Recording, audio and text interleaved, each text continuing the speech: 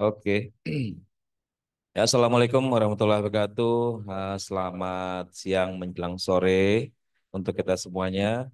Terima kasih yang telah hadir pada siang menjelang sore hari ini, baik yang in person maupun yang online.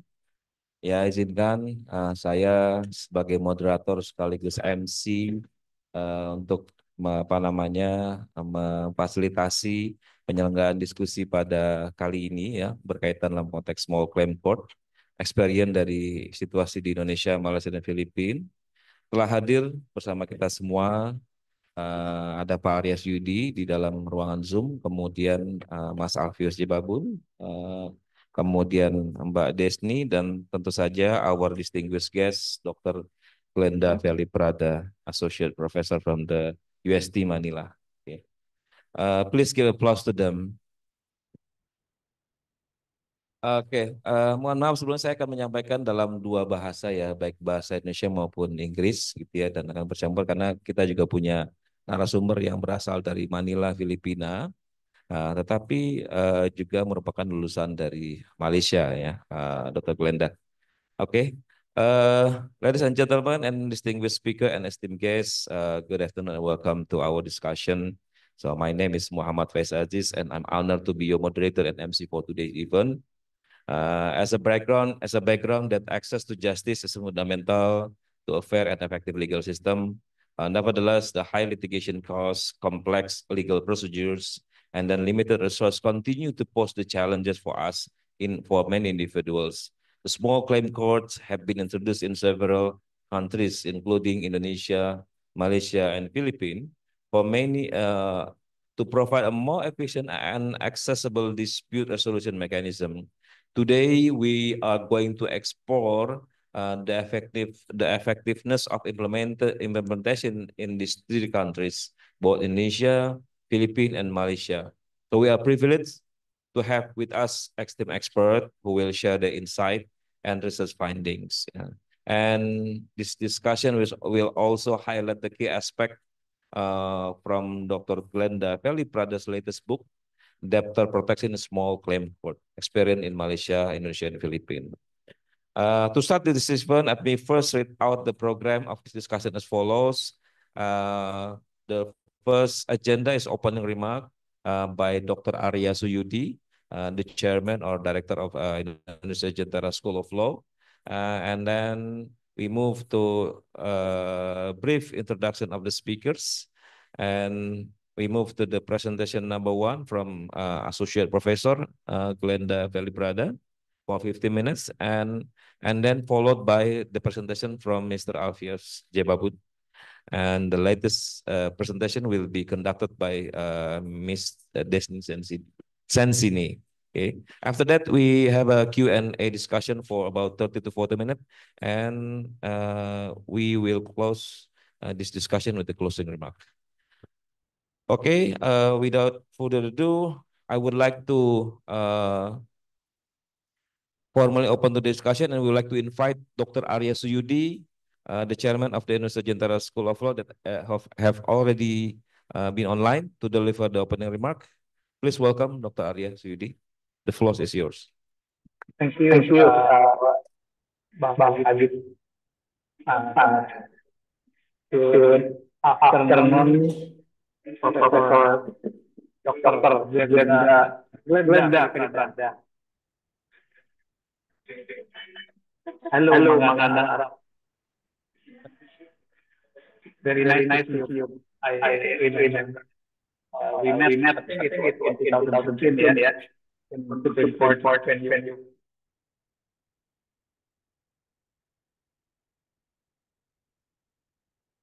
Yes, Bang Arya, atau mungkin connect isu koneksi atau isu sinyal mungkin. Because we have to be somewhat, but I hope this discussion went well. Lalu juga narasumber yang saya hormati, Bapak Alfius Jebabun, SPMH dari LIF. Lalu juga adik saya, Mbak Made Desni Sensini, Sarjana Hukum.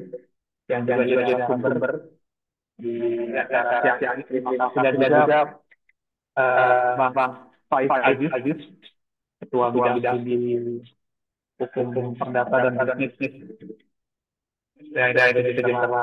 Assalamualaikum warahmatullahi wabarakatuh. Selamat siang rekan-rekan semua.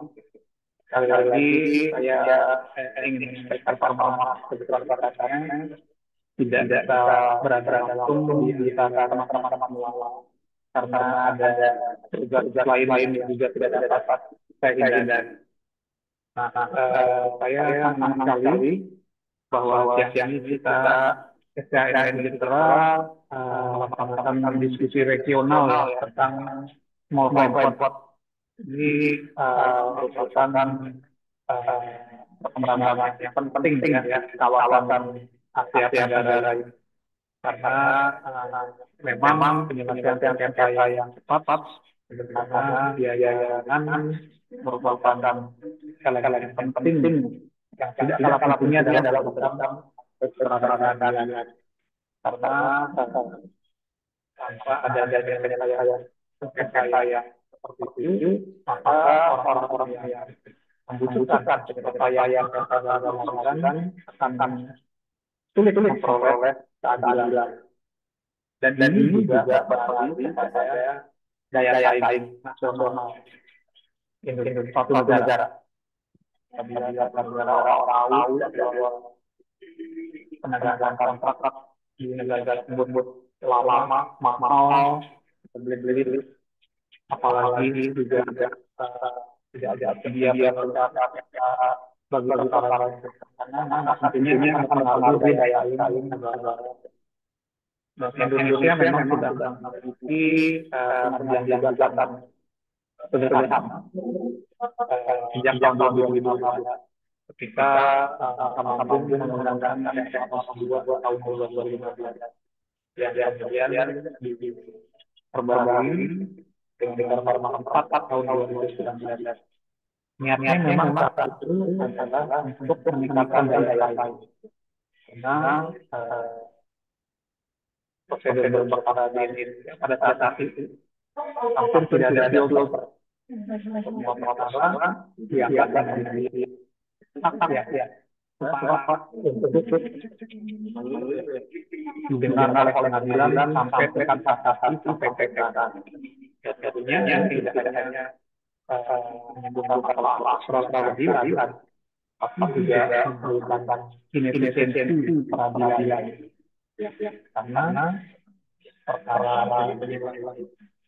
ringan pembuktian sederhana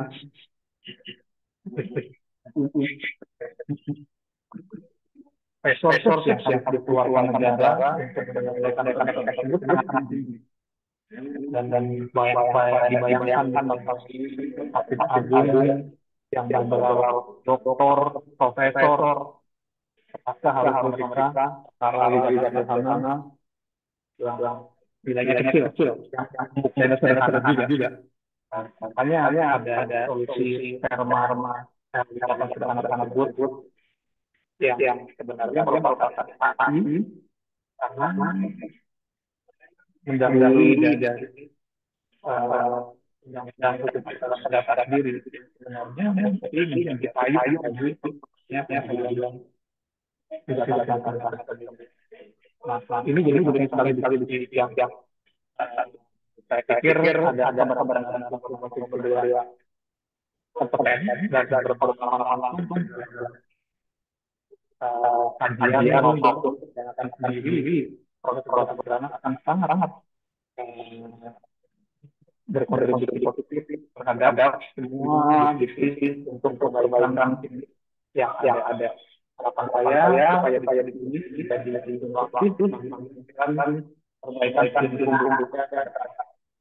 baik tidak mampu lagi dengan cap-cap normal lain sisi regional tentang small port kayak akan dijelaskan.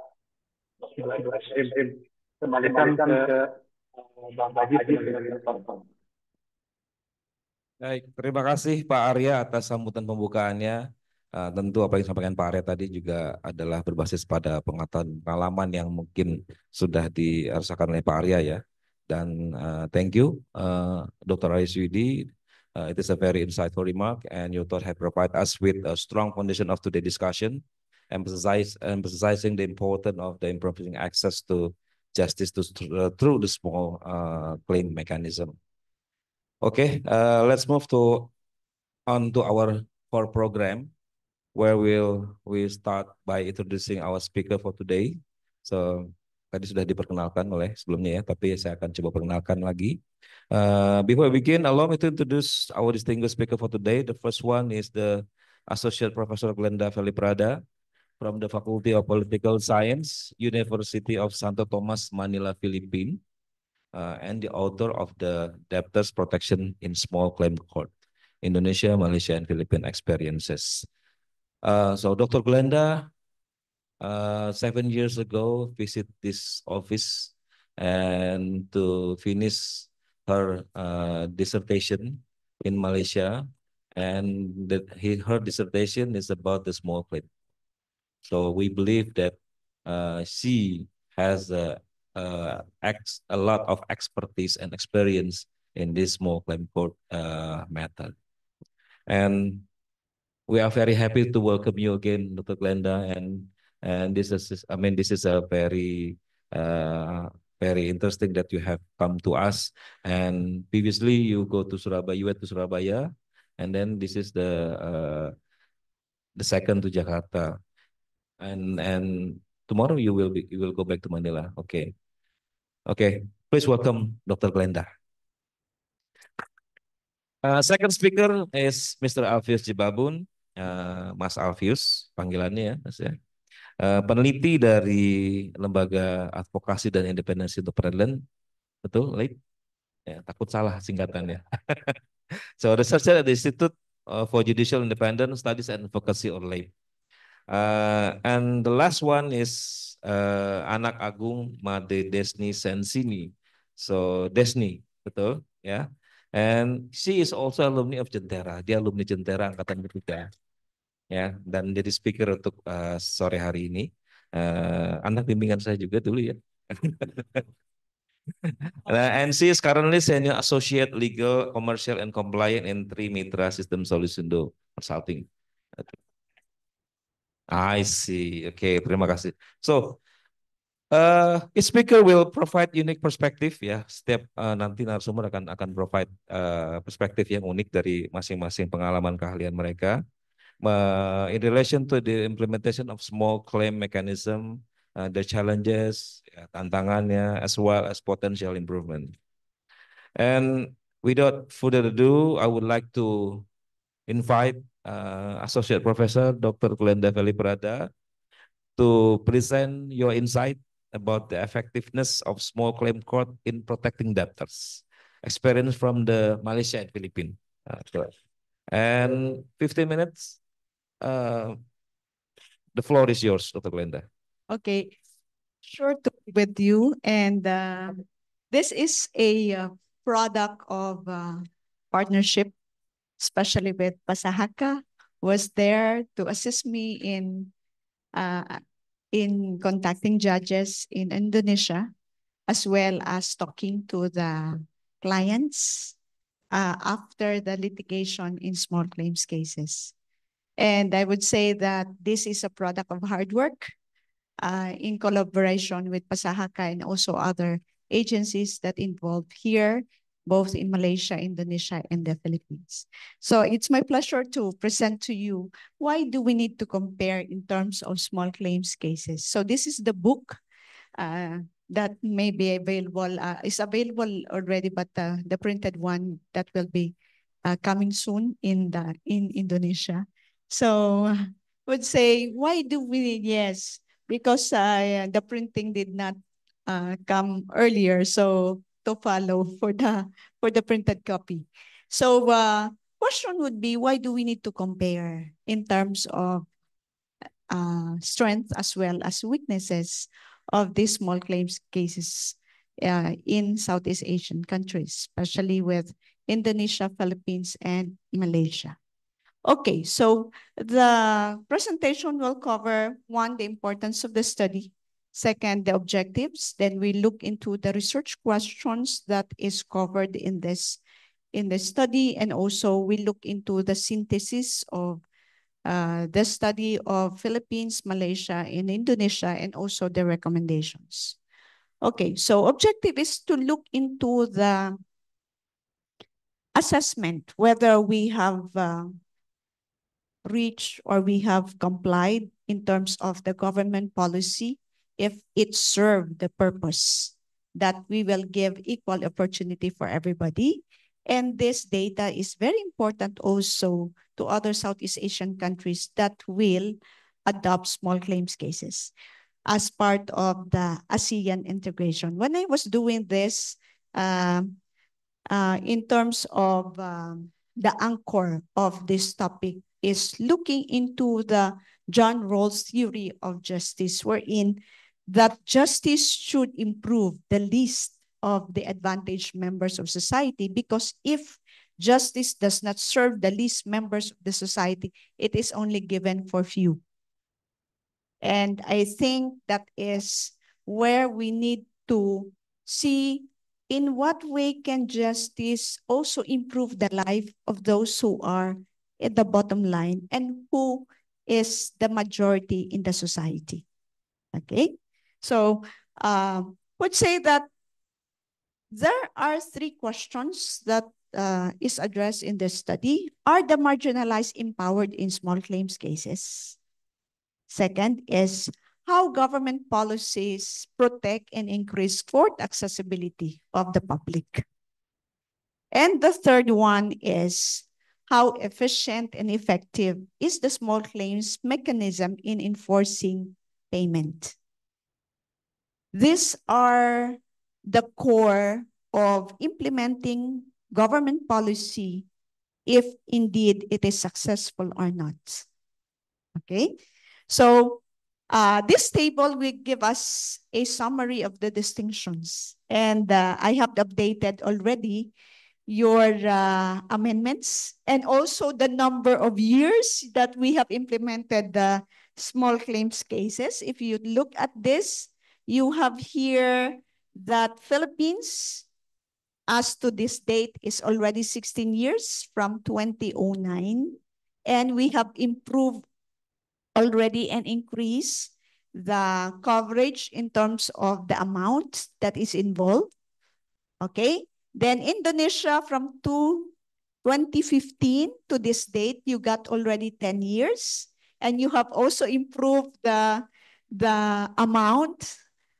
Then also Malaysia, the oldest, got already, as to this date, is already 38 years. But if you try to look at the coverage of the amount, they remain to be at 5,000 ringgit or $1,133. Okay, so from this data alone, it gives us a big question. What made us move more faster in terms of improving our coverage that Malaysia left did not improve, did not increase any of their coverage in terms of the amount? Okay, and also we have also a synthesis of what were the amendments made from the time that we have implemented that. Okay, so I look into this small claims cases as indications that it must increase the accessibility of people to justice, especially those who are marginalized. Okay, however, from this study, it was discovered that this mechanism intended to help the accessibility of people in court, it was used against them. Yes, the corporation lending companies took advantage of this mechanism to collect payments, and the court was quote unquote used as collection agency. Okay. And so the intention is so good, right? But if we don't have a correct mechanism, it will be taken the other way around. It is just like saying that I'm going to give you a glass of water, but anybody can fill that up. And some are deprived, some are at their advantage, right? Okay. And so question, so where is now the small claims court? Isn't it that is supposedly for those who cannot afford lawyers, for those who wanted to collect their money back because that is a hard-earned money? Okay, and so I'll proceed with that. Okay? Now, this table will give us what are the issues that are involved. Okay, this is a cue of the whole core of the book. Okay, one is that in Indonesia, got highest in terms of judgment in default. As a law student, you know that judgment in default means that one party did not come to court and the court will proceed with the resolution of the court, right? Okay, and this judgment in default were used by corporation in Indonesia to file case, then later on withdraw the case. Question would be, why are they withdrawing where in fact they are filing the case? Right? Okay. So there's a loophole in the mechanism that once you have filed the case, it must be resolved by the court, whether to dismiss it or to resolve it by merits. Once the party withdraw it, there must be a closure, because when you withdraw it as if just I'm going to file a case against you, then later on I would say, I changed my mind, I get it back. Right? And so those who are not aware, especially those people who, for example, loan a motorcycle, loan a washing machine, then when they receive the notice from the court, you have a case in court, they can use that piece of paper to threaten people and take it at their advantage, because they're not informed that small claims case is for them to get their voices heard, and they will be protected from harassment, protected from all emotional calling in their houses and offices because they were not able to pay their debts. Because remember, as debtors, you got the right to be protected from unnecessary threat. It doesn't mean that when I owe somebody and I were not able to pay, I do not have any rights anymore. That is a obligation of the public to inform, especially those who are unschooled. When we say unschooled, those who who did not have opportunity to come to school, who will tell them? Who will tell them that small claims court is there to protect you? Instead, coming up with a notion that you have a case in court, you might be put in prison. Right? And so this time, instead the small claims becomes a friend of the poor, it becomes already an avenue that the poor becomes more afraid to go to court. Right? So I have seen that in my field, in the field when I was in Central Jakarta, then Tangerang, then yes, we moved there. But you have seen that the small claims court in Medan, that I really went there. Why is it that their result of their cases is more on merits?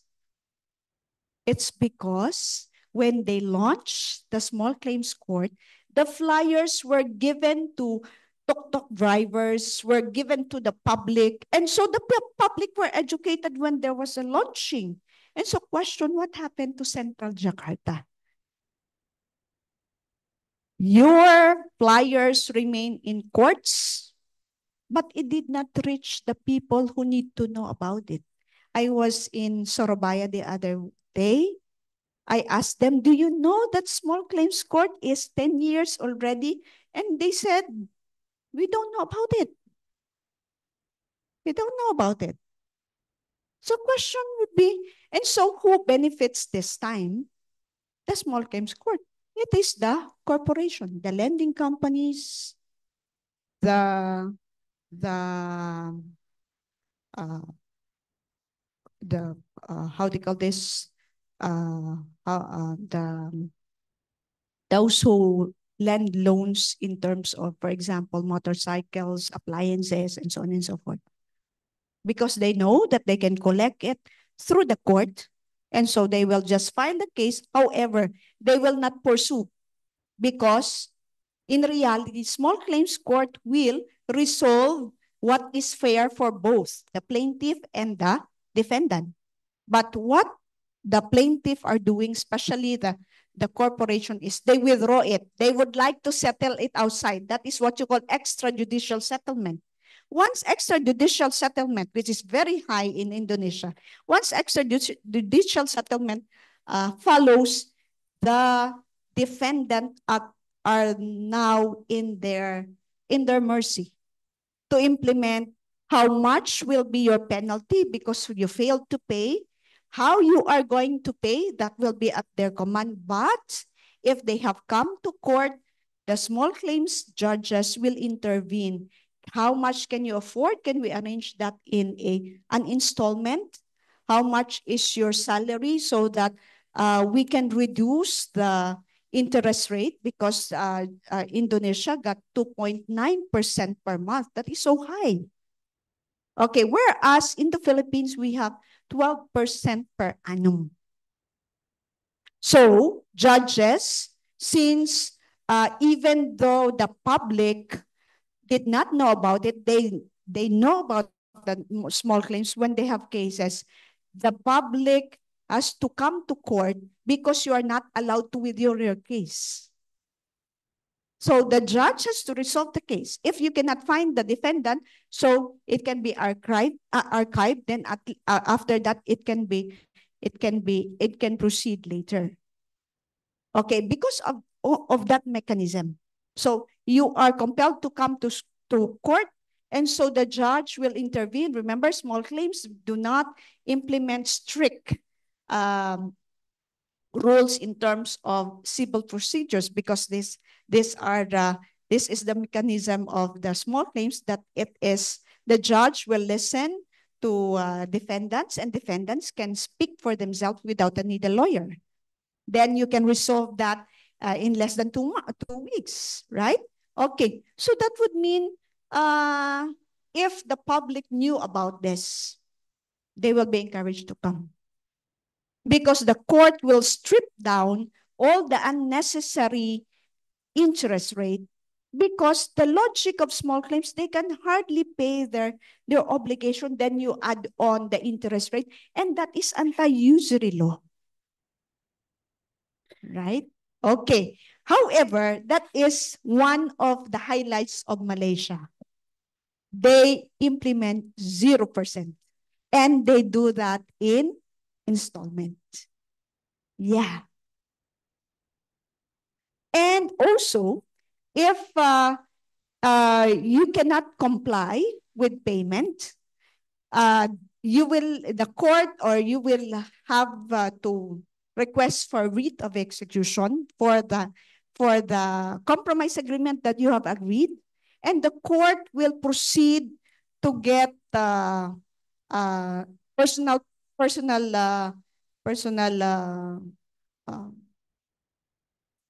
maybe a television to settle the compromise agreement, or maybe something that is valuable that can be settled in excess of that. The proceeds will be given back to the defendant. Okay, that is how writ of execution is important, and that is also present both in Philippines and in Malaysia. But however, it is not present in Indonesia. You need to file a separate civil court, and you need to have a lawyer to be able to collect it. And that is the beauty of the writ of execution, to be included in the small claims mechanism. Right? Okay. So, there are many things that we can learn together, that we can share the best practices as well as limitations.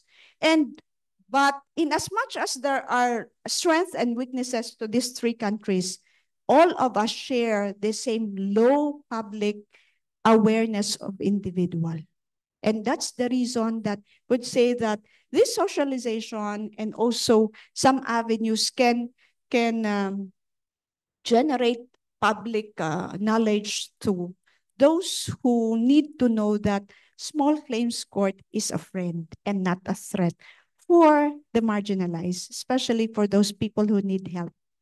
And you don't need a lawyer for that. That's a very fast as well as less expensive.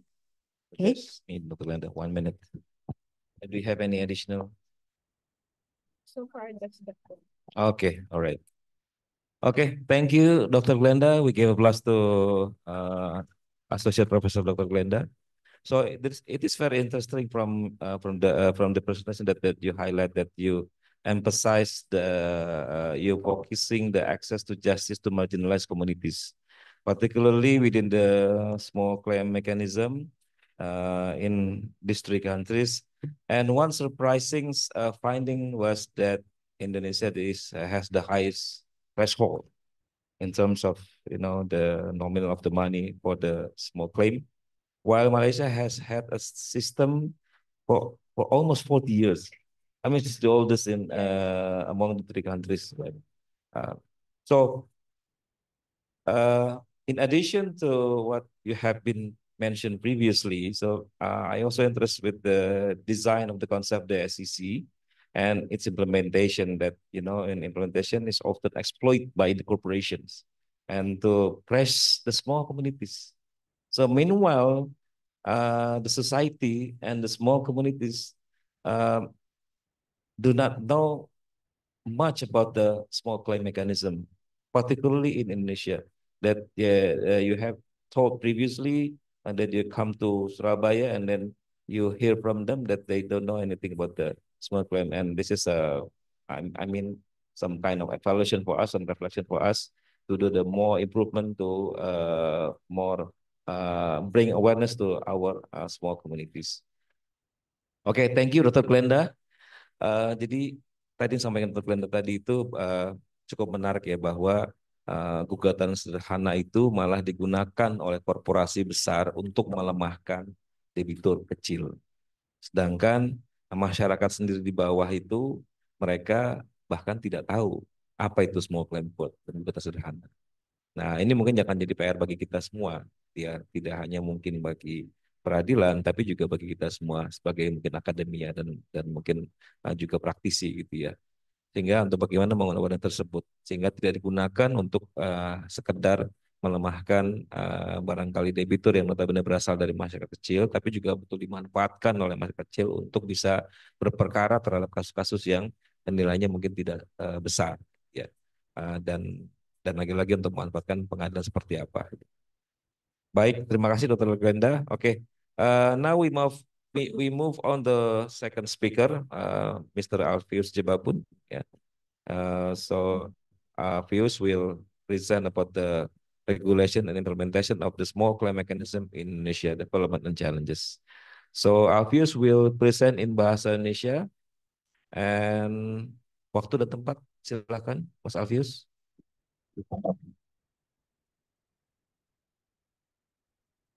Ya, makasih Bang Aziz. Dr. Glenda, I would like to deliver my presentation in bahasa. Bapak Ibu, teman-teman dan rekan-rekan sekalian, saya mencoba untuk tidak mengulang apa yang disampaikan oleh Dr. Glenda tadi, terutama untuk Indonesia ya. Tapi saya coba nanti untuk memberikan alasan mengapa misalnya tadi presentasinya Dr. Glenda, kita yang tertinggi dari rate-nya, dari itu kita 500 juta naik dari 200 juta dulu ya. Kebetulan dulu LAIP dan PSAK yang terlibat aktif di dalam riset ini, ada Bang Aziz dan juga ada, dulu saya juga ikut terlibat. Mudah-mudahan tidak mengulangi apa yang disampaikan oleh Dr. Glenda. Nah, Thank you. Ya, sebelum saya menyampaikan terkait dengan small claim court di Indonesia, saya mencoba mengingatkan kembali mengapa small claim court itu ada ya, terutama di Indonesia. Mengapa pada akhirnya Indonesia, terutama melalui peraturan Mahkamah Agung nomor 1 tahun 2015 yang di amandemen tahun 2019, mengapa pada akhirnya itu dibentuk. Nah, itu berangkat dari, itu sudah disampaikan oleh Bang Arya tadi, bahwa proses berperkara secara perdata di Indonesia itu memakan waktu yang sangat lama, ribetnya minta ampun, dan mau nggak mau karena saking ribetnya, masyarakat mau nggak mau harus pakai pengacara gitu ya. Dan riset PSHK dan LAIP di tahun 2013-2014, ketika kita menghitung jangka waktu penyelesaian perkara dari tingkat pertama sampai kasasi gitu ya, setidaknya rata-rata membutuhkan waktu 154 hari. Itu sangat lama gitu ya. Nah, terus di MA pada tahun 2014 mencoba memperkecil jangka waktu itu, mengubah misalnya di tingkat pertama memberikan standar maksimal 5 bulan, di tingkat banding 3 bulan, dan di Mahkamah Agung sekarang ini berdasarkan SKKMA 2014 itu 250 hari. Itu maksimal. Nah, karena kalau dulu kita istilah gini, untuk memperjuangkan seekor kambing di pengadilan negeri di Indonesia harus menjual sapi gitu. Jadi apa yang kita perjuangkan itu kecil, tapi effort yang kita keluarkan itu sangat besar. Jadi sangat tidak efektif. Bayangkan mulai dari ya prosedurnya sangat panjang, mulai dari mengajukan gugatan, terus ada proses mediasi, mediasinya itu sendiri biasanya di pengadilan itu menggunakan waktu yang maksimal 30 hari ya, pengadilan akan menggunakan waktu 30 hari itu. Terus belum lagi proses gugatan. Gugatan itu nanti kalau para pihaknya datang di sidang pertama langsung mediasi, kalau enggak ditunda lagi gitu kan. Belum lagi kita akan cerita terkait dengan jam menunggu sidangnya. Itu menunggu sidang kita dipanggil jam 9 pagi, sidangnya nanti bisa jam 4 sore. Dan itu kenapa sebenarnya biaya pengacara di Indonesia itu mahal. Karena menunggunya itu. Sehari itu dia hanya menangani satu perkara aja gitu, karena menunggu ketidakpastian jadwal sidang di pengadilan. Jadi itu kira-kira sedikit latar belakang mengapa pada akhirnya Mahkamah Agung mencoba untuk membuat sebuah regulasi melalui Perma tentang tata cara menangani gugatan sederhana ini. Dan ini awalnya kita terlibat itu menimbulkan perdebatan dan keraguan juga di antara anggota Pokja gitu ya, tim peneliti dari LAIP dan PSHK dan juga para hakim, karena ini akan merobos hukum acara yang kita anut selama ini dalam HIR atau RBG. Nah, ketika kita bicara menerobos hukum acara, kalau kita mendasarkan pada pasal 24 kalau nggak salah di Undang-Undang Dasar 45, hukum acara ya harus diatur di dalam undang-undang. Nah, ketika kita membuat perma ini, kita memikir menerobos hukum acara pasti akan banyak protes dari masyarakat, terutama dari kalangan pengacara. Dan ternyata sampai sekarang nggak ada yang GR perma gugatan sederhana ini, tapi justru banyak yang memberikan apresiasi pada akhirnya. Itu nanti terlihat dari kenaikan kasus gugatan sederhana yang masuk ke pengadilan. Nanti ada di data yang akan saya sampaikan. Terlepas dari apa yang disampaikan oleh Dr. Glenda tadi, bahwa yang banyak memanfaatkan ini adalah korporasi. Masyarakatnya sendiri kurang. Nah, alasan mengapa small claim ini dulu dibuat, sebenarnya yang paling pertama yang dulu kita dorong, dasar dari riset kita dulu adalah untuk mendorong agar akses to justice kepada masyarakat itu terbuka gitu ya. Itu dulu cita-cita awalnya. Dan itu ada di dalam konsideran huruf A pertimbangan di Perma 1 2015. Dan juga dulu alasan lain adalah mendorong pertumbuhan ekonomi. Dan juga ini dorongan dari pemerintah. Zaman dulu ada nama IODB dan pemerintah memasukkan itu ke dalam RPJMN tahun 2000, RPJMN 2010 kalau nggak salah, agar diatur small claim court. Terus juga ada perkembangan hukum yang ada di masyarakat. Dan juga sebenarnya dulu sih kita punya cita-cita untuk mendorong reformasi hukum acara perdata di Indonesia.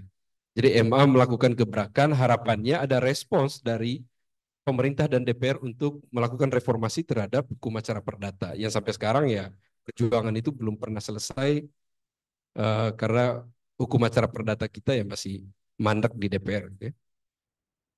Itu kira-kira latar belakangnya ya, membuka ruang akses to justice, terus mendorong pertumbuhan ekonomi, agar investor masuk ke Indonesia. Yang pada akhirnya yang paling kuat itu adalah pertumbuhan mencoba mendorong pertumbuhan ekonominya. Akses to justice-nya agak dilupakan. Itu kenapa data dari Dr. Glenda tadi yang banyak memakai ini adalah corporate, terutama perbankan kalau di Indonesia. Bagian dari lembaga jasa keuangan itu menjadi mekanisme ini menjadi debt collector gitu ya. Mekanisme debt collector untuk menagih utang kepada warga yang mengutang, seperti Dr. Glenda cerita tadi, minjam uang untuk beli motor gitu ya, untuk beli rumah, dan ketika mereka macet membayar kredit, maka institusi ini dipakai untuk menagih. Dan memang kebanyakan berhasil gitu ya. Begitu masyarakat kita begitu digugat ke pengadilan, panik mereka. Dipanggil oleh pengadilan untuk suruh membayar utang, pada akhirnya reschedule utang. Dari yang tadi cicilan 3 juta per bulan, disepakati diturunkan lagi 1 juta per bulan, kasus selesai. Itu kebanyakan yang terjadi belakangan itu gitu.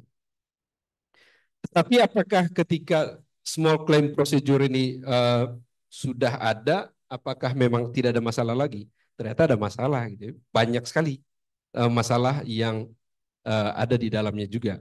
Yang pertama terkait dengan mengapa sekarang kita 500 juta, dulu 200 juta, di Perma 1 tahun 2015 200 juta, dan dulu di riset kita sebenarnya mendorong untuk cukup di 50 juta.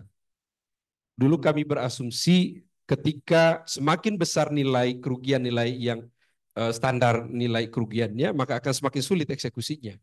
Dan kasusnya akan semakin rumit. Tapi yang disepakati waktu itu 200 juta, dan di amandemen tahun 2019 naik 500 juta.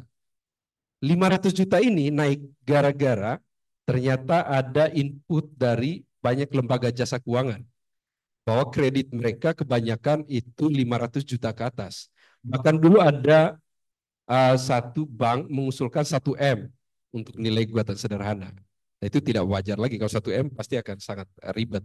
Akhirnya disepakati 500 juta. Jadi 500 juta ini menurut seingat saya, sependek ingat saya dulu, ini mengakomodasi keinginan dari korporasi juga gitu ya, untuk mengakomodasi utang piutang perjanjian yang 500 juta ke bawah.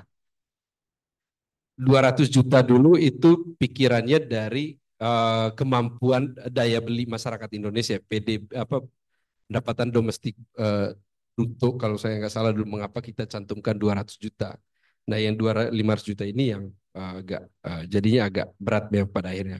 Yang syarat kedua, untuk bisa mengajukan gugatan sederhana, memakai gugatan sederhana adalah para pihak harus 1 lawan 1, tidak boleh lebih dari 1 ya, kecuali mereka memiliki hubungan hukum yang sama. Nah, apa itu hubungan hukum yang sama? Itu debatable, itu menimbulkan banyak interpretasi juga di lapangan.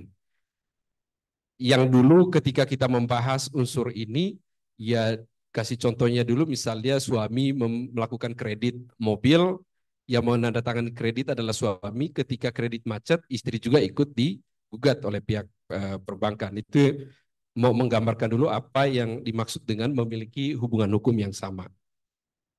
Yang berikut, dan ini juga yang menjadi masalah, adalah para pihak harus berada di dalam wilayah hukum yang sama. Misalnya, kita harus punya domisili hukum sama-sama di Pengadilan Negeri Jakarta Selatan. Kalau salah satunya di Pengadilan kalau tergugatnya kita beli handphone misalnya di Glodok sana atau di Roxy, kita tinggal di di Ragunan, daerah Jakarta Selatan, ketika terjadi dispute, kita nggak bisa menggugat. Kalau mau menggugat ya kita pakai alamatnya teman atau alamat indikator hukum yang ada di daerah hukumnya Glodok gitu ya. Oke. Nah, yang menjadi persoalan itu yang pertama soal wilayah hukumnya, dan yang kedua soal kewajiban harus diwakili oleh harus datang sendiri ke pengadilan. Ini menjadi persoalan tersendiri juga sebenarnya. Nanti berefek ke prosesnya. Ketika yang datang sendiri itu adalah prinsipal dan prinsipalnya itu tidak mengerti hukum, itu menjadi persoalan. Karena persyaratannya tadi misalnya yang bisa digugat secara small claim court ini adalah wan prestasi atau perbuatan melawan hukum. Di kita itu sangat susah membedakan apa itu wan prestasi, apa itu perbuatan melawan hukum. Lawyer orang yang studi S1 aja, S1 hukum, itu masih susah membedakan itu, apalagi orang yang tidak belajar hukum. Lawyer aja banyak kasus NO-nya gara-gara salah menempatkan kasusnya ini wan prestasi atau perbuatan melawan hukum. Walaupun ada putusan EMA sebenarnya ini nggak ngaruh, tapi hakim di lapangan tetap berpedoman ketika kita gugat wan prestasi tapi tiba-tiba di petitumnya kita minta PMH, itu NO pasti kasusnya. Itu. Nah, sebenarnya di PERMA itu ada ruang untuk itu, ada namanya pemeriksaan pendahuluan. Seharusnya pemeriksaan pendahuluan itu dipakai untuk mengoreksi atau menuntun si penggugat membenarkan atau membetulkan gugatannya. Itu kalau kita mencontohi sidang pendahuluan di Pengadilan Tata Usaha Negara, seharusnya kita mencontoh ke sana. Tetapi sependek pengetahuan saya, sidang pendahuluan yang di PERMA gugatan sederhana ini tidak seperti itu. Dia hanya sekedar melihat ini kasusnya sederhana atau enggak, sudah memenuhi syarat atau enggak, tapi tidak menuntun sampai kepada kasus ini bagaimana penggugat mendrive atau membuat gugatannya. Akhirnya apa? Ada 847 kasus NO gugatan sederhana yang seharusnya sih nggak bisa ya, kecuali kalau memang tidak memenuhi syarat. Tapi kalau saya menemukan beberapa putusan gara-gara kasusnya obscure libel atau kabur. Kaburnya itu misalnya para pihaknya kurang. Seharusnya pemeriksaan pendahuluan berfungsinya untuk ini. Hakimnya harus memberi arahan kepada penggugat, ini para pihakmu kurang apa enggak. Seharusnya siapa yang harus ditarik. Jadi fungsi hakim di pemeriksaan pendahuluan seharusnya seperti itu. Atau misalnya itu kasus nomor 8 di PN Cianjur, NO gara-gara di dalam pesikta-nya penggugat ada istilah tergugat satu, tergugat, para tergugat gitu ya. Dan itu menjadi NO karena yang digugat cuma satu, tergugat. Jadi kabur kasusnya, akan tidak konsisten menggunakan istilah. Seharusnya ini diselesaikan di pemeriksaan pendahuluan. Kalau kita memakai konsep murni pemeriksaan pendahuluan ya. Atau ada kasus satu lagi yang nomor 3, PDTGS ini di Pengadilan Agama Batam, itu NO karena itu tadi kurang para pihak yang mereka semua yang kasus saya ambil ini tidak memakai pengacara. Bayangkan orang yang tidak pernah belajar hukum, bagaimana dia tahu dia harus menarik pihak lain dalam perkara ini? Yang dia tahu saya berutang dengan si A, gitu. Tapi mengapa harus tarik orang lain? Mana ngerti dia? Orang sarjana pengacara aja kadang sering bingung di sini kasus WNO di sini. Jadi seharusnya mekanisme pemeriksaan pendahuluan di small claim court ini itu di sini fungsinya. Tapi permasalahannya ada di PERMA sendiri nggak menjelaskan tentang ini. Bagaimana pemeriksaan pendahuluan itu dilakukan? Apa yang dilakukan oleh hakim di sana? Apakah para pihak harus hadir atau enggak? Itu enggak ada di PERMA. Itu. Oke. Ini kasus small claim court yang ada di Indonesia dari tahun 2016 sampai tahun 2024 ada kecenderungan naik. Tetapi seperti data dari Dr. Glenda tadi, ya yang banyak memakai ini ya korporasi gitu ya, bukan masyarakat. Tapi ada persoalan soal ketepatan waktu. Kan di sana di PERMA diatur bahwa kasus ini harus diselesaikan dalam jangka waktu 25 hari kerja.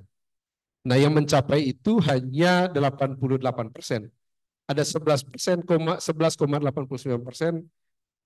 tidak mencapai waktu atau lebih dari 25 hari kerja gitu ya. Nah, ada peluang sebenarnya untuk memperbaiki. Yang pertama, kita sudah ada perma tentang e-court sidang secara elektronik. Itu sudah banyak yang memakai dan ini sangat efektif, sangat membantu. Saya juga pernah punya pengalaman untuk menangani kasus melalui perma elektronik, sidang elektronik ini. Tetapi bahkan di Jakarta sendiri masih banyak hakim yang tidak nyaman dengan sidang menggunakan perma elektronik, sidang elektronik ini. Ada hakim yang lebih senang kita hadir di persidangan. Saya punya pengalaman di 3 pengadilan di Jakarta lah mengalami kita harus datang gitu ya. Terus mendorong perubahannya sih peluang menurut saya untuk diubah mending kita dorong untuk membentuk reformasi hukum acara perdata. Kita harus dorong pembentukan Kitab Undang-Undang Hukum Acara Perdata. Saat ini draftnya sudah diserahkan ke DPR oleh pemerintah, tapi sejak tahun 2021 itu udah berhenti pembahasannya. Yang seharusnya ya ini PR kita bersama untuk mendorong pemerintah dan DPR segera membahas ini. Yang salah satu di dalamnya itu bahas tentang small claim court, tetapi di draft terakhir yang saya baca jumlahnya hanya 50 juta maksimal, bukan 500 juta seperti yang diatur di dalam perma. Sekian Pak Ajis, terima kasih. Baik, makasih Mas Alfius. Ini menarik ya. Tadi Dr. Glenda menyampaikan banyak perbandingan di 3 negara.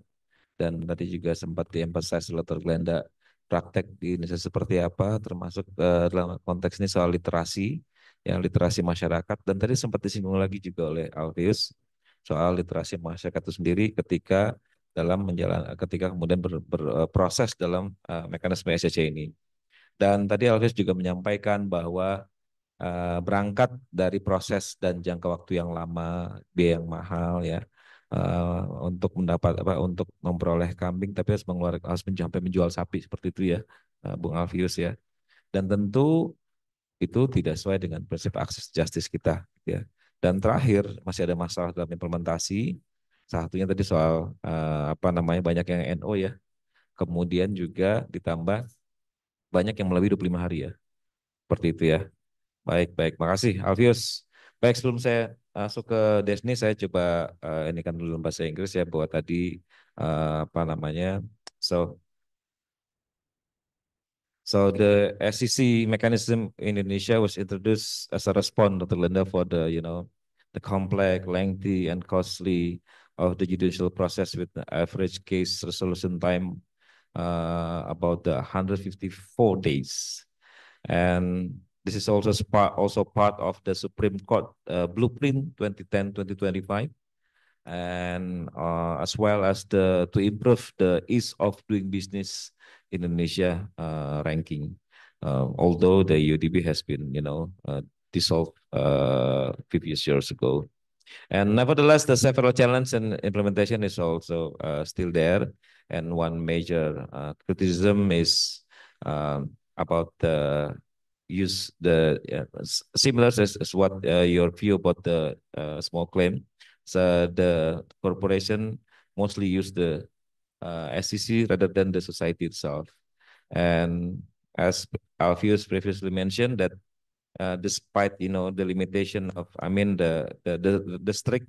the stricter regulation in terms of the duration of the small claim, so many still exceed the 25 days durations. And highlighting that the need for further improvement in the system in the future in Indonesia. Okay, let's move on to our last speaker, pembicara ketiga ya, yaitu Saudari Desni, yang mana akan menyampaikan and sharing practical experiences in utilizing small claim mechanism, prospect and challenges. Will you present in Bahasa or in English? In English, okay. 15 minutes, the floor is yours, Desni.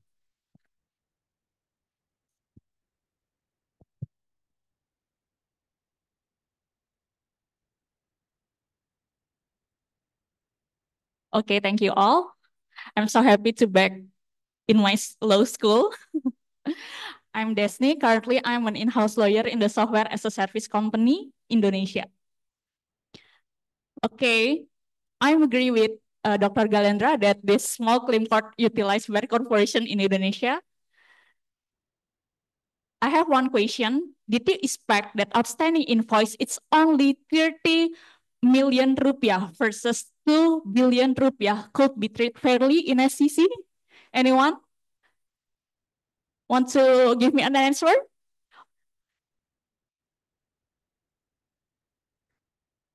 Apakah mungkin kreditur individual dan korporasi mendapatkan akses yang sama dalam SCC? Bahasa Indonesia aja nggak apa-apa mah. Halo, oke. Okay, today I will tell you my practical experience in a year. So the first question is, what is the impact of SCC regulation to the loan distribution activities by the general bank or local bank? And the second one is my practical experience to represent the creditor in SCC in category event of default or gugatan sederhanawan prestasi in South Jakarta District Court and Tangerang District Court. And we will moving on to discussion to improve SCC practice in Indonesia. Okay, before sharing my practical experience, since I'm represent the creditor, the Peraturan Mahkamah Agung nomor 4 tahun 2019 has significant impact for conventional bank that now the debtor must be direct to apply for conventional loan based on their domicile because the same domicile is one of the important thing in SCC process. And the impact for the bank is bank are enabled to do strict verification and simplify the process of unpaid loan cases. And the general bank can resolve the unpaid cases more quickly and at lower cost. So it provides greater legal certainty for general bank or local bank to enforce the strength of loan agreement. The term of local bank is Bank Perkreditan Rakyat. For example, as Bank Dagang Bali, yeah, it is local bank. Okay, the benefit is low cost litigation. As you can see, this submission is all the document is submitted by e-court, and we only need to pay around 300,000 rupiah. It's really low cost litigation for corporation. Okay, now we are moving on to my practice in South Jakarta District Court. Okay, in a year,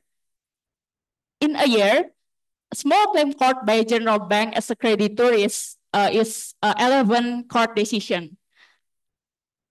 It's very interesting that 7 billion 11 cases approved by the judge and already paid.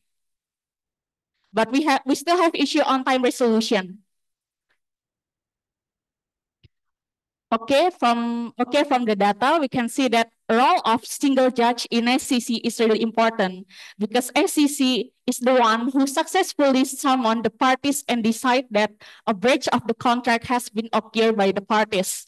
And SCC allowing the general bank to receive payment from the individual debtors and execute of debtor asset more quickly. And the second one, however, there were cases withdrawn by the creditor because the debtors has paid off the debt before the answer hearing. Jadi dananya sudah dibayar sebelum proses peradilannya selesai. Karena masyarakat belum tahu bagaimana cara beracaranya gitu ya. Although the execution is easily done, with the status being paid, the resolution time is SCC is inconsistent. In terms of evidence, this is the interesting topic that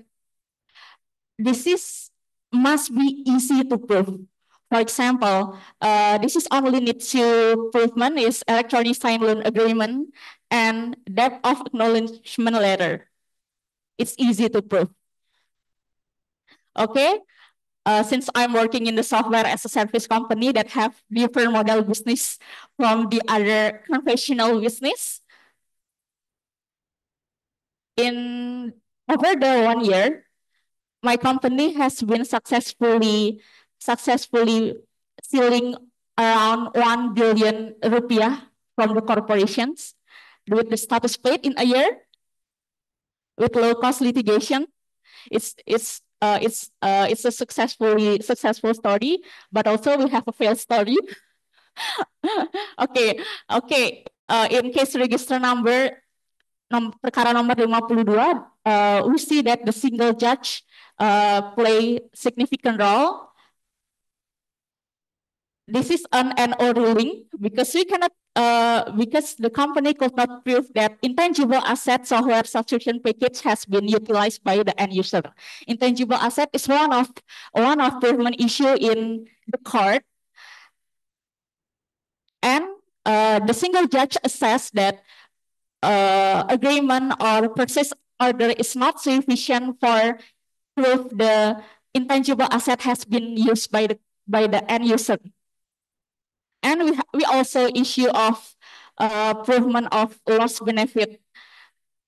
My company could not prove the loss benefit due to the termination of the subscription agreement since we rely on subscription package from our end user and big corporations. And the competency of business model. So the single judge assessed that the early termination of software subscription package is same with no longer use the services. So the invoice could not be submitted. But now we are moving on to Tangerang. This is an individual debtors versus individual creditor versus individual debtors. So the claim is only 30 million rupiah. Legal standing it's interesting that legal standing of individual limited liability company is recognized by the court. This reflects that the establishment of individual limited liability company is preferred and trend in Indonesia due to low cost registration. It's only take 50,000 rupiah and does not require a notary deed. It's only need approval for Minister of Law and Human Rights. It's enough to prove the legal standing from the individual creditors. Okay, this is a simple evidence base. It's only written. Sorry. Yes, we already successfully received the payment, and the proof is only by handwritten that okay, I have a debt in that nominal. It's only need one provement, and it's accepted by the judge.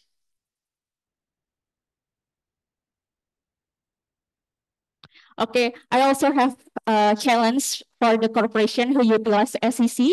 The first one is do the maximum claim limit 500 juta rupiah, but also the actual invoice is more than maximum value. So we are facing the legal certainty and business risk due to splitting pro forma invoice into 3 payments to meet the SEC requirement. Delay of case resolution. So the resolution time is always more than 25 working days, affect our payment schedule, cash flow, and impacting our revenue expenditure, which we rely on supplier legal terms or owner of intellectual property right of the software. That is all. We are discussing later. Thank you.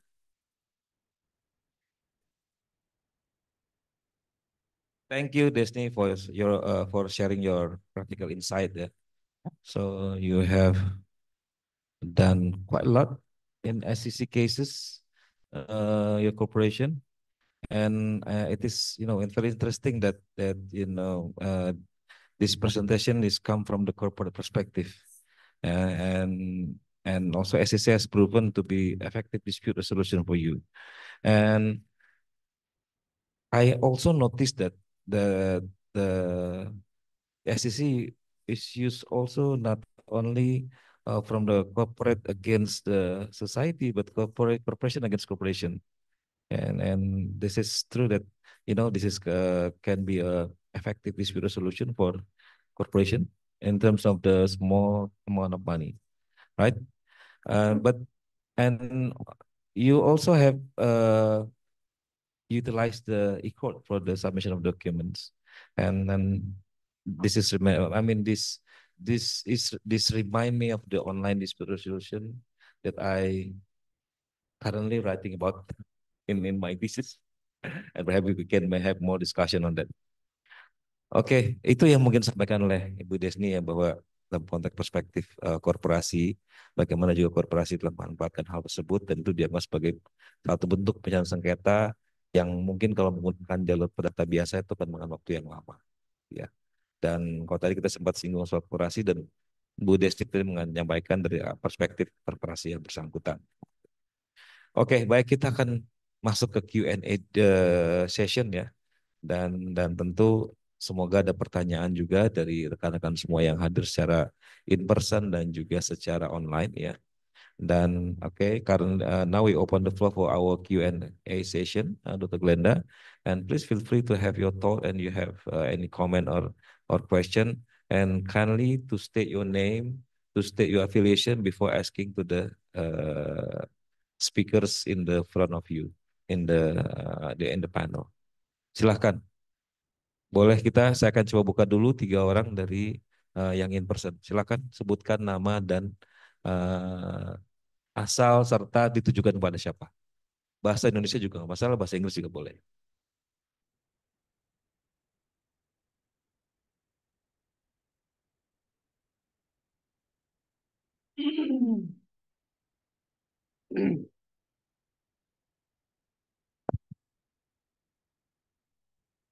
Oke, selamat sore semuanya. Perkenalkan, my name is Devana Aura Cantika. Aku aslinya dari Pontianak, Kalimantan Barat. Sekarang di semester 4. I have 2 questions for Mr. Glenda. Earlier, it was mentioned that some people are not aware at the small claims procedures. The first question is, how do small claims court procedure ensure fairness for debtors? How do small claims court procedures ensure fairness for debtors, especially those with limited legal knowledge or financial resources? Okay. And the second is, what do you think is the main reason for this lack of awareness, and what can be done to improve public understanding? Okay, thank you.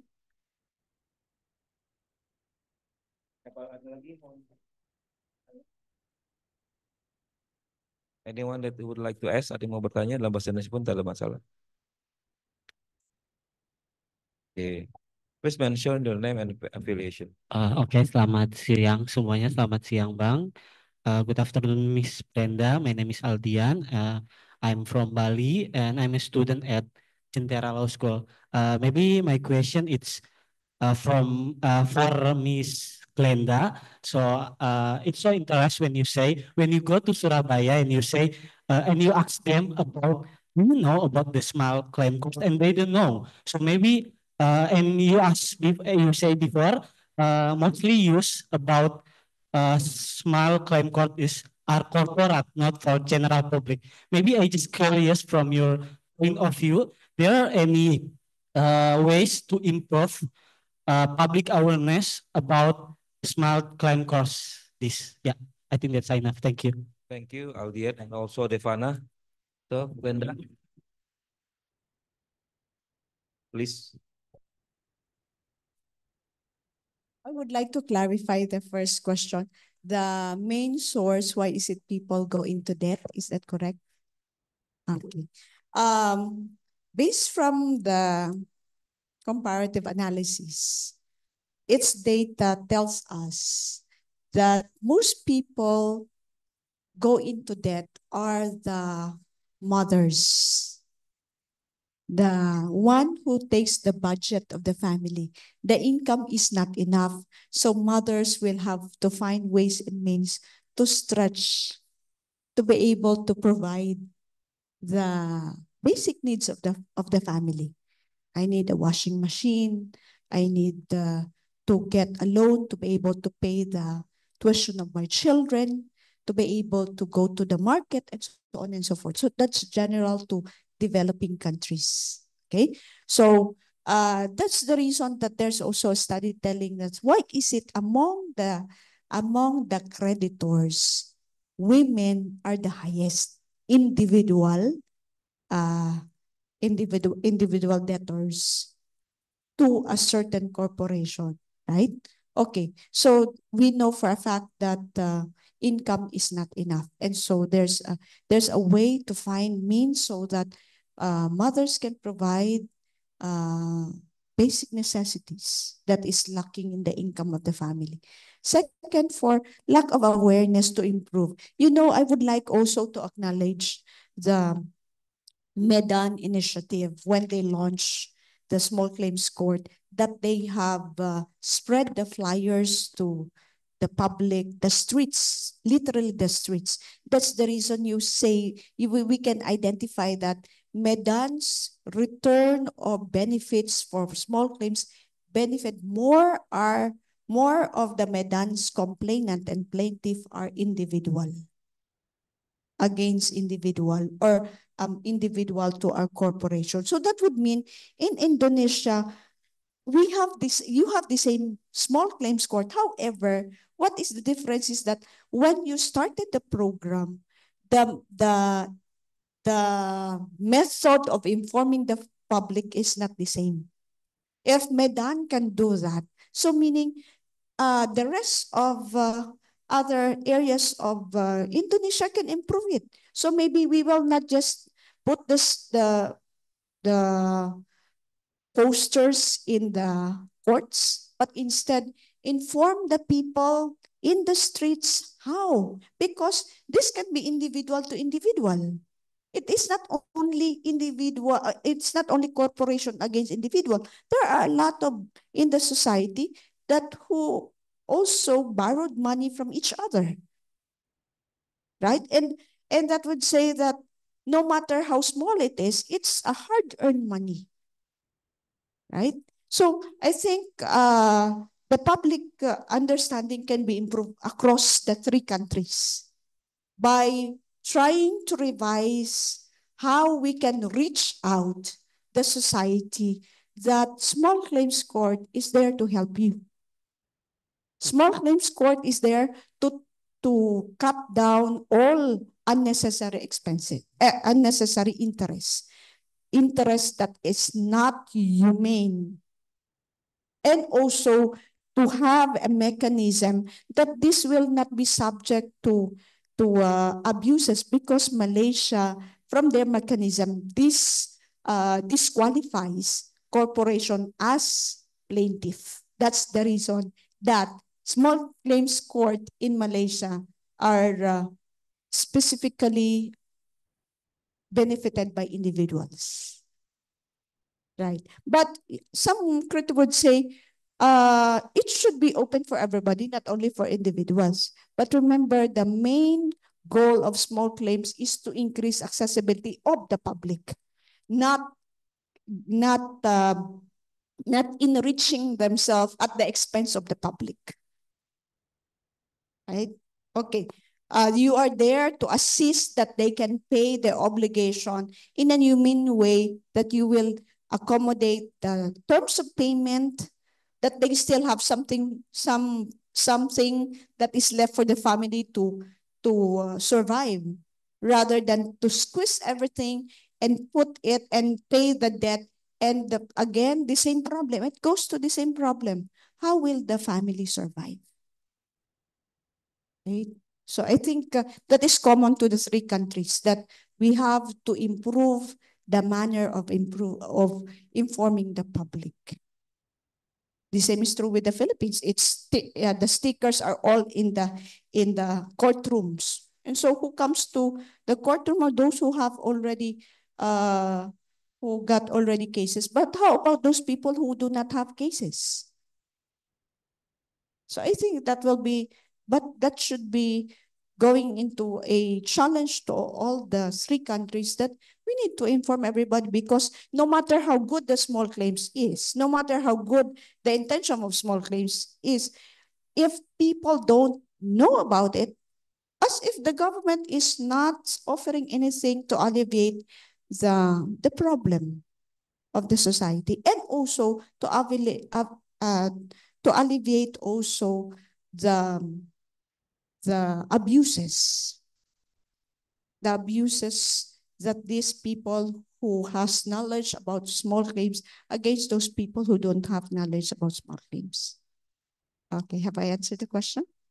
Yes. Okay, thank you, Dr. Glenda. So, I mean, it's very interesting that you talk about the Medan story experience, and you encourage about the experience, the awareness of the small claim court to societies. But you know, as we know, all of us, however, the current situation is very challenging since the leader cut off the budget, and perhaps also campaign effort may be affected by the cut of the budget, and it means that we must have the alternative strategies to spread the information about the small claim court in the marginal school. So, any additional input, comment from Alfius and Desni to the audience? Terkait mungkin kendala yang pertama di kita itu adalah sosialisasi ya. Ya bahkan hampir semua hukum di negeri ini kendala kita itu adalah kembali ke, menurut saya sih, literasi ya, literasi warga kita yang untuk budaya membacanya itu mau nggak mau kita harus akui itu masih jauh ketika dibandingkan mungkin dengan negara-negara se-ASEAN juga. Bayangkan ketika kami melakukan monitoring dan evaluasi terhadap PERMA ini di tahun 2018, jangankan masyarakat, petugas di PTSP pengadilan aja, itu mereka nggak tahu mekanisme small claim court. Misalnya saya pernah iseng nanya gitu ya, Mbak, saya punya kasus tetangga saya ngutang, minjam uang ke saya 50 juta, nggak dibayar, saya mengajukan gugatan. Tapi saya nggak punya bukti, karena pinjam-meminjam itu secara lisan. Bagaimana saya harus menggugat? Cara saya memakai mekanisme small claim court itu seperti apa? Dia bilang, maaf ya, sebentar. Jadi dia harus panggil orang lain, yang itu adalah panitra. Jadi kita harus dipertemukan dulu ke panitra untuk mengetahui bagaimana cara kita untuk memakai small claim court ini. Jadi ya masyarakat aja kata petugas PTSP yang menjaga di depan tuh untuk menerima daftaran gugatan aja itu mereka nggak terlalu paham, apalagi masyarakat. Jadi tantangan di kita itu adalah soal bagaimana PERMA gugatan sederhana ini lebih disosialisasikan, dan juga ya dengan budaya, dengan internet atau dengan teknologi sekarang, seandainya budaya negara masyarakat kita punya literasi yang cukup bagus, seharusnya ini nggak menjadi kesulitan juga ya untuk mengakses gimana mekanisme gugatan sederhana ini dipakai. Mungkin itu tanggapan. Oke. Desni ada tambahkan? Tadi kan kita sempat bahas korporasi versus korporasi, tapi cerita yang menarik ketika saya perhatikan di Pengadilan Negeri Jakarta Selatan dan Pengadilan Negeri Tangerang itu dalam tanda kutip punya kesiapan yang berbeda.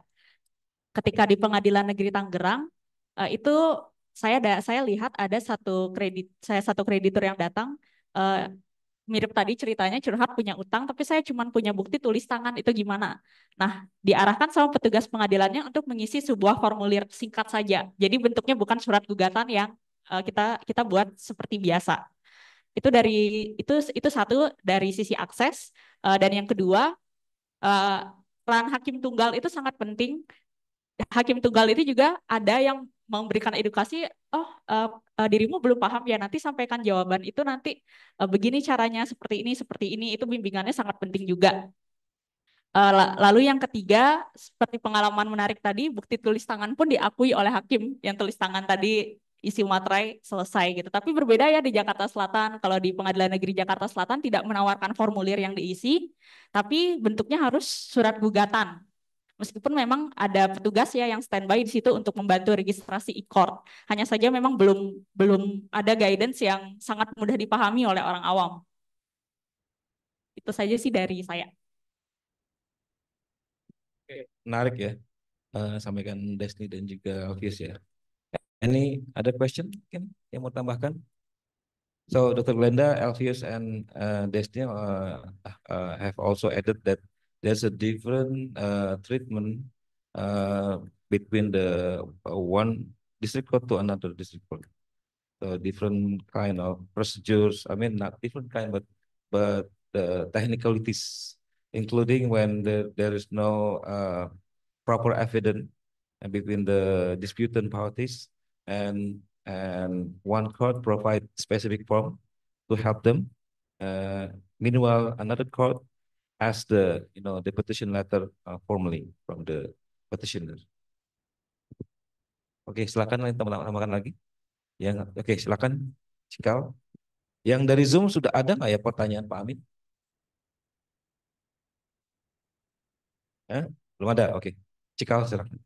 Okay, good evening, everybody, everyone, and nice to meet you, Dr. Glenda. Nice to meet you. Thank you for the amazing presentation and amazing sharing from your experience for all speakers. And I'm Cikal, and the interesting one about your research is the different country in the ASEAN.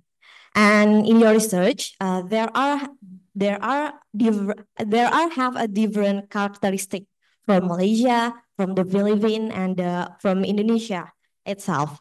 And one thing I'm curious about is in Indonesia itself, SCC is widely used by corporation, and that is a problematic if we see in terms from the access to justice.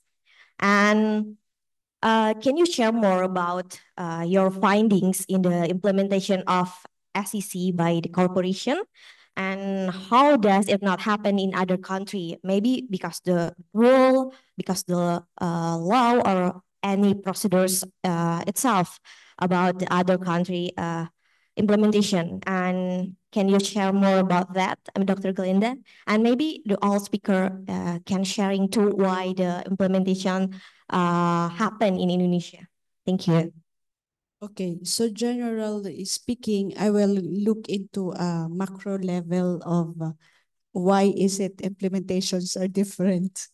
One is the role of the Supreme Court is very important in disseminating information to judges, because there are some things that judges will innovate something to adapt to make things easier.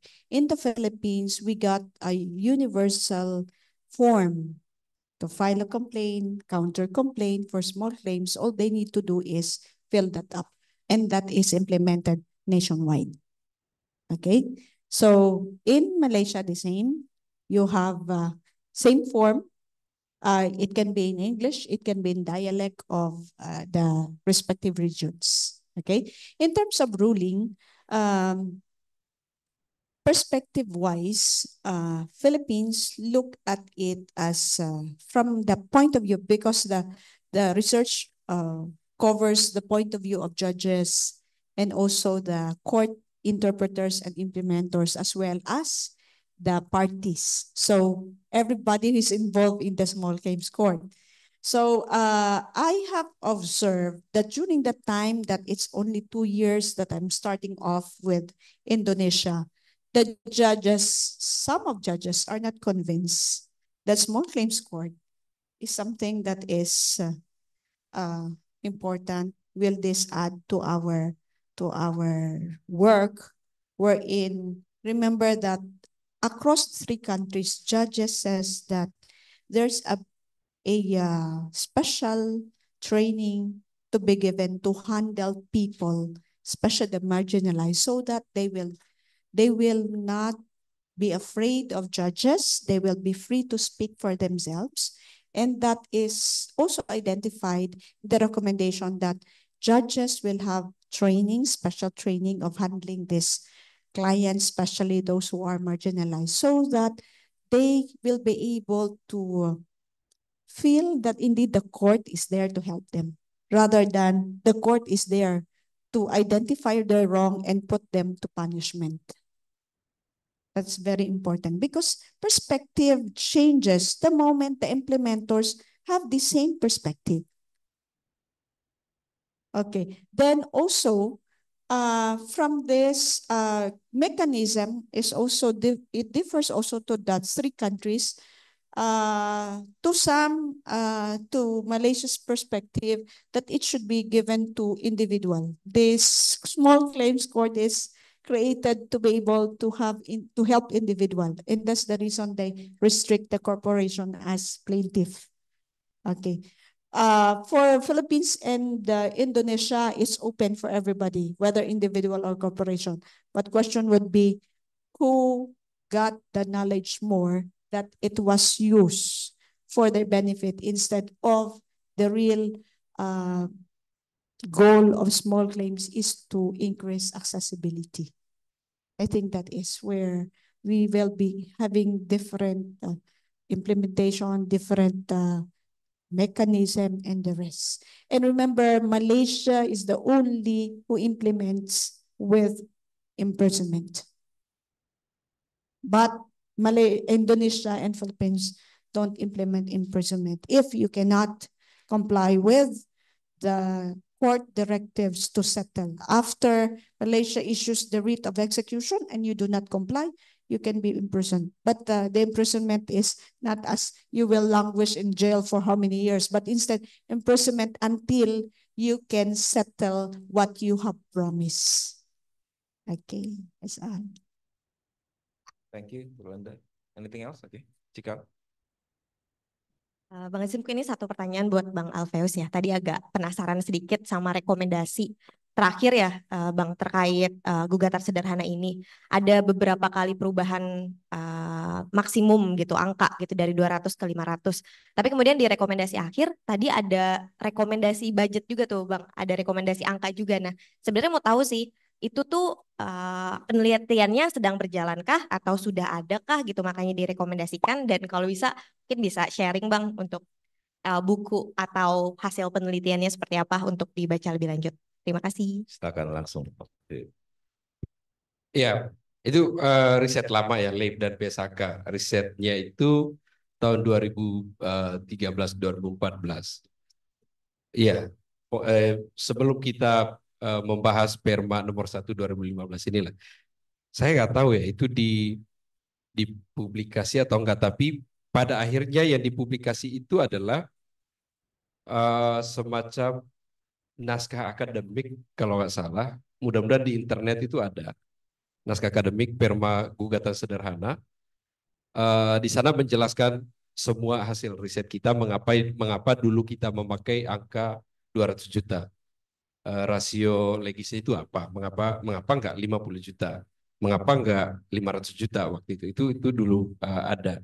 Yang saya sampaikan tadi salah satunya itu adalah dihitung dari pendapatan per kapita di zaman itu ya. Makanya kita sepakati 200 juta. Nah, ketika diubah ke 500 juta di tahun 2019, basicnya bukan lagi pendapatan per kapita, tetapi sebenarnya usulan dari bisikan dari beberapa perusahaan termasuk lembaga perbankan ke Mahkamah Agung. Mereka bilang ini angka 200 juta ini terlalu kecil, dinaikin lagi lah, bisa nggak 1 M gitu ya. Karena perjanjian kita kebanyakan tuh 1 M. Jadi karena 1 M itu kalau kita pakai gugatan biasa, itu malah yang kita dapat itu ya pada akhirnya kecil karena kita harus membayar pengacara juga kan, dan ya lebih ke bisa nggak ini prosesnya pakai gugatan sederhana, tapi ya agak berat ketika kita bilang 1 M kayaknya udah nggak sederhana lagi ya kayaknya, tapi memang belum ada riset untuk menyatakan 1 M bisa apa enggak. Tetapi ya bahkan untuk kasus 500 juta aja itu sebenarnya udah ribet sih menurut saya ya, itu udah udah nggak sederhana lagi sebenarnya, tetapi karena ada bisikan itu tadi ya mau nggak mau 500 juta. Itu behind the scene mengapa 500 juta itu sih sebenarnya.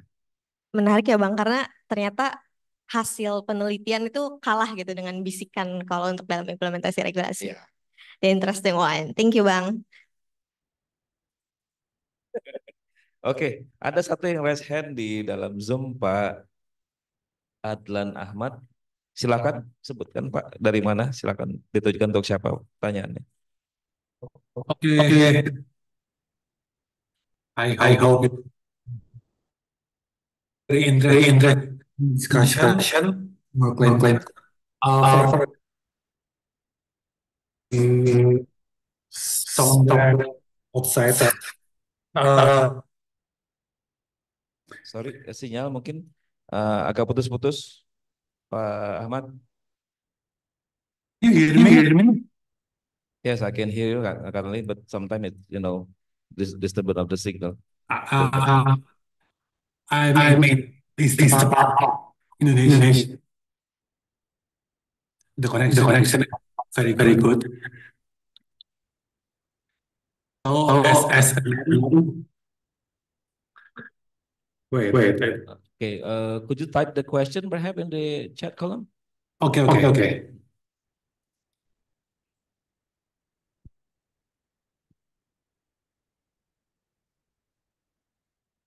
Okay. Alright. Oke. Oh, sebentar. Ya, ada satu lagi sebentar dari Pak Ahmad dulu ya, baru kita ke Pak Angga habis ini.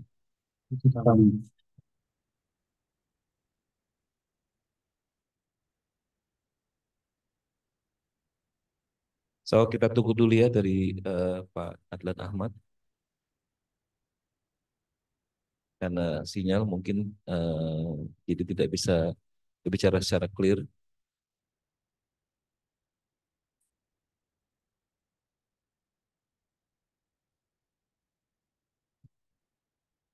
Oke, sambil nanti kita menunggu Pak Ahmad, saya akan mungkin barangkali Bu Desni dulu ya. Ini ada dari Mas Angga Saputra dan ingin menanyakan soal kasus gugatan sederhana tapi perihal PMH ya. Contoh kasusnya calon gugat memiliki rumah tapi tidak punya akses dan pihak tetangga yang memiliki akses jalan nggak mau kasih jalan.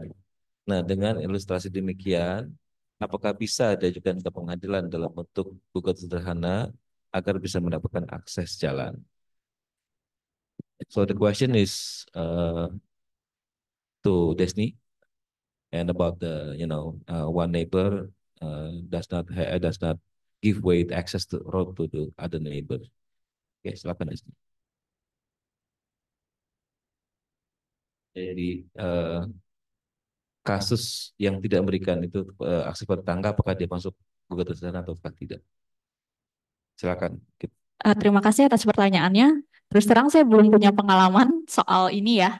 Tapi yang dalam prakteknya di pengadilan sih asal suatu perkara itu dapat dibuktikan secara sederhana. Nah, kriteria-kriteria sederhana ini memang belum ada suatu peraturan resminya gitu.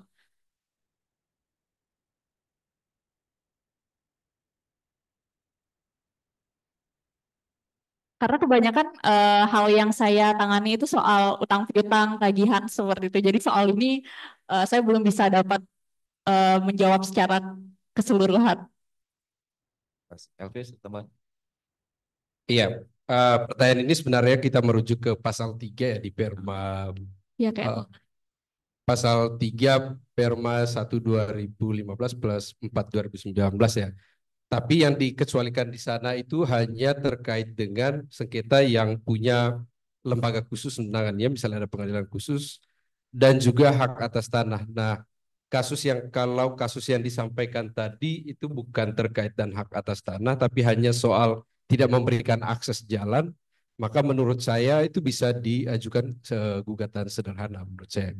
Karena itu masih dalam kriteria yang dicantumkan di dalam pasal 3 Perma gugatan sederhana. Mudah-mudahan sudah bisa menjawab ya Mas Angga ya. Ada lagi yang mau menyampaikan pertanyaan dari platform Zoom secara online?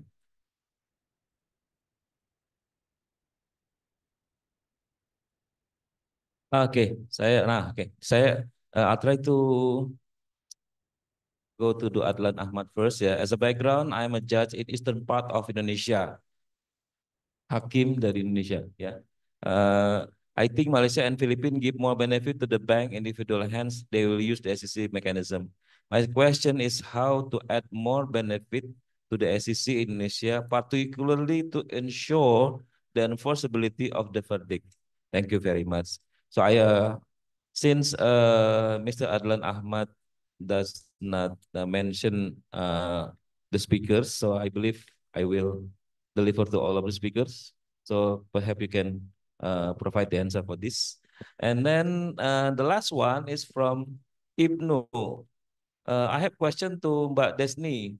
I'm interested with your explanation pertaining to simple, easy evidence base. Ya, bukti yang sangat sederhana ya. Does the current implementation is just only in Tangerang District Court, or has been widely used by other court? And how the judge respond to that kind of evidence? Thank you. So I will deliver my.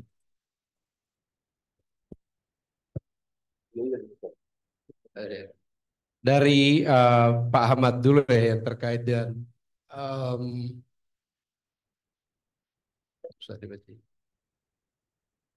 iya, lebih ke eksekusi kayaknya dia. Kalau saya nggak salah, mudah-mudahan nggak salah nangkap.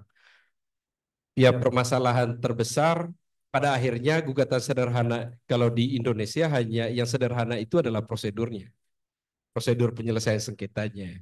Tapi permasalahan terbesar tetap sama dengan gugatan perdata biasa terkait dengan bagaimana enforcementnya terhadap putusan pengadilan ini. Ini menjadi PR terbesar kita di sini. Misalnya, ya mungkin misalnya dari presentasinya Mbak Desni tadi untuk konteks corporate atau lebih-lebih ke perbankan tadi kayak sukses semua gitu ya. Bahkan sebelum kasusnya selesai mereka udah bayar, dan rata-rata kasus terhadap perbankan melawan melawan konsumen, melawan debitor itu biasanya rata-rata kalau di data yang saya peroleh biasanya sukses tuh, nggak ada masalah di eksekusi. Atau misalnya masalah masyarakat melawan pemerintah. Dulu waktu kita riset di Bandung, kasus Waduk Jati Gede gitu ya, masyarakat menggugat ganti rugi ke pemerintah, dikabulkan oleh pengadilan dan pembayarannya memang tidak di tahun yang sama ketika gugatan itu diajukan, tetapi di tahun berikutnya berdasarkan ketersediaan anggaran. Tetapi yang menjadi persoalan itu adalah ketika sengketa itu terjadi antara individu melawan individu. Itu sangat sulit. Dulu saya punya klien utang piutang hanya 30 juta, menang secara gugatan sederhana, prosesnya cepat, belum 25 hari kita sudah mendapatkan kasusnya dan menang, tetapi kita kesulitan mengidentifikasi hartanya si tergugat. Ya kita mau menelusuri hartanya misalnya menelusuri tanahnya ke BPN ya nggak bisa, kita nggak punya wewenang untuk itu. Atau kita menelusuri aset dia yang lain, rumah, kita nggak punya wewenang untuk itu. Ya. Di sisi lain,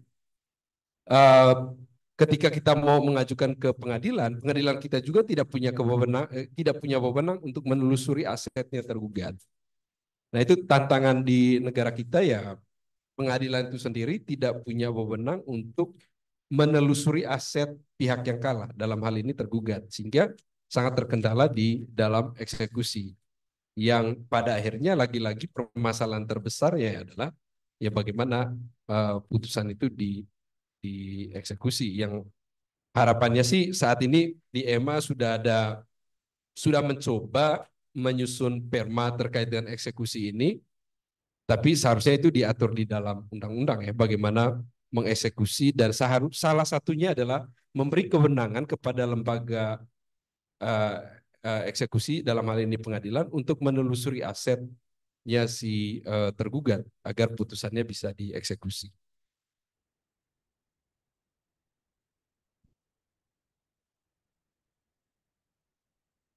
Ya, terima kasih.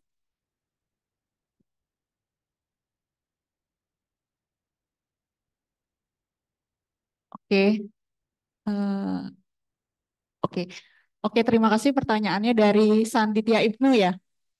Oke, untuk untuk sederhana, untuk kata sederhana dulu ya. Untuk kata sederhana, ya proses beracaranya lebih sederhana daripada perdata pada umumnya.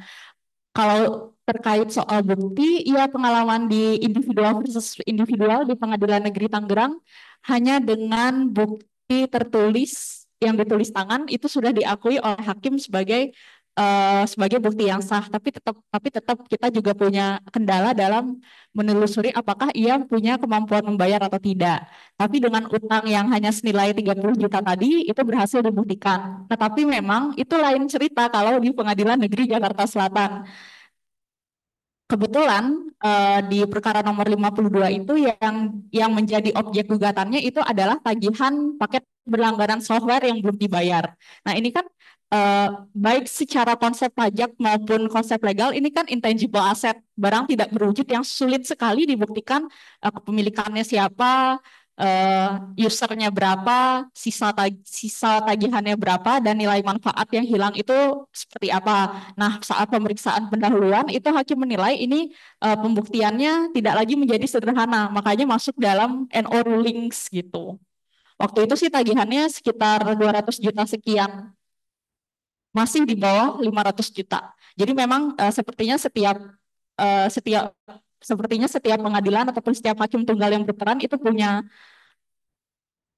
perspektif dan cara eksekusi yang berbeda. Itu saja sih dari saya.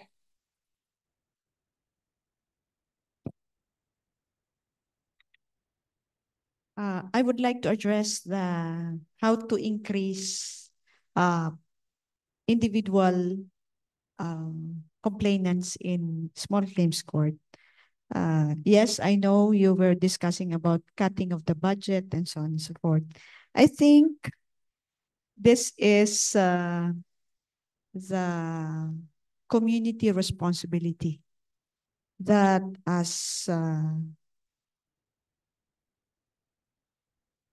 avenue of education, especially for those who are not privileged to come to school, it is the responsibility of every educated person to inform your relatives, friends, and also your neighbors. How are they going to collect their debts from a fellow individual? And we know for a fact that we will not use the budget as a reason that we will not empower our fellow individuals in the community. We can have that in radio stations if you can sponsor the law schools to be able to put into the language that people will understand it. And also as well, the schools, it can be your outreach program in a certain locality of informing the people and giving them the what to do, how to do that in their locality, and also socialization like this. We go beyond the budget that will come from the government, but I think yeah, every individual got a responsibility to educate and inform the people. And also for enforceability of fair judgment, we need to address also the perspective of judges in handling small claims cases. We have a unilateral perspective of giving what is due to one, not just because they were not able to pay their debts. They are always put to shame. They are put into a judgment. You were not able to meet your promise and so on. I think we go into the reason why.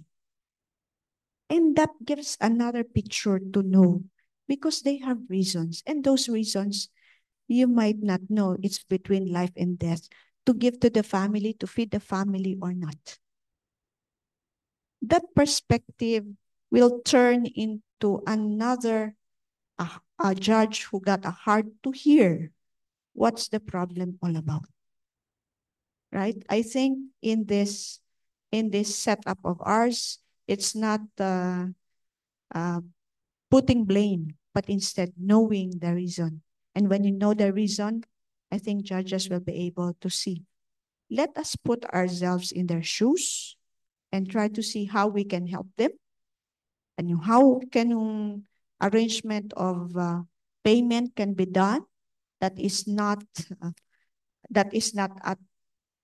taking advantage of their limited capacity and putting them more in poverty because we demand so much of interest rates.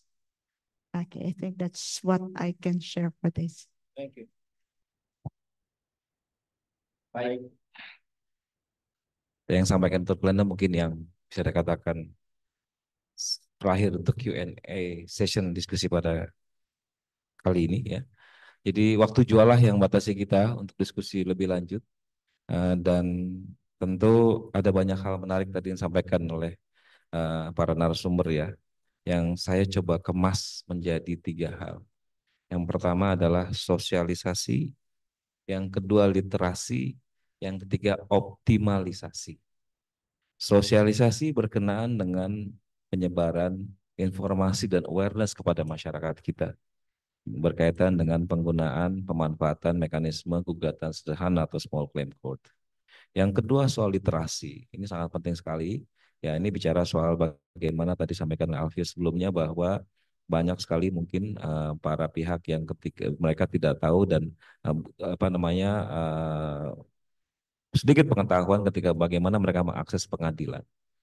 Tentu ini akan menjadi tugas kita semuanya sebetulnya. Siapapun itu ya, tidak hanya pengadilan, tetapi juga mungkin akademia, mahasiswa dan sebagainya untuk kita menyampaikan informasi tersebut kepada mereka. Dan terakhir optimalisasi. Kita bicara pemanfaatan SCC yang lebih optimal lagi, ya tidak hanya dilakukan mungkin oleh perusahaan atau korporasi, tapi juga yang benefit utama di masyarakat.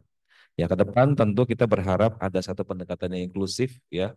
Yang kita dapatkan untuk memastikan bahwa SCC ini betul-betul melayani secara cepat, affordable ya, dan juga accessible bagi semuanya ya, dan kurang lebih seperti itu. Allow me to translate in English ya. There were many specific discussion during this event. However, the key takeaway that I would like to highlight, including about the awareness campaign. The broader effort are needed to introduce the small claim court mechanism so that the public understand its benefit and the procedure itself. And legal literacy, this is also important and significant since there's a challenge remain regarding public understanding about their right and how to optimize themselves to access the right into the court. And the last is optimal utilizations. While SCC has proven effective in dispute resolution, particularly for corporation, currently, more support is needed to ensure that the general public can also access and benefit from it fully. Moving forward, a more inclusive approach is required to ensure that SCC truly serves as a fast, affordable, and accessible justice solution for all of us. Perhaps that's all that I would like to address, to conclude from this discussion. Ya, itu aja yang mungkin saya sampaikan dalam kesempatan diskusi ini. Sekaligus izinkan saya juga menutup diskusi yang cukup menarik ini ya, terkait dengan small claim court. Dan sebelumnya, please give applause to all of the speakers. Thank you for your coming. Terima kasih atas kehadirannya juga, ya termasuk di Zoom. Dan akhirul kata, Assalamualaikum warahmatullahi wabarakatuh. Good afternoon.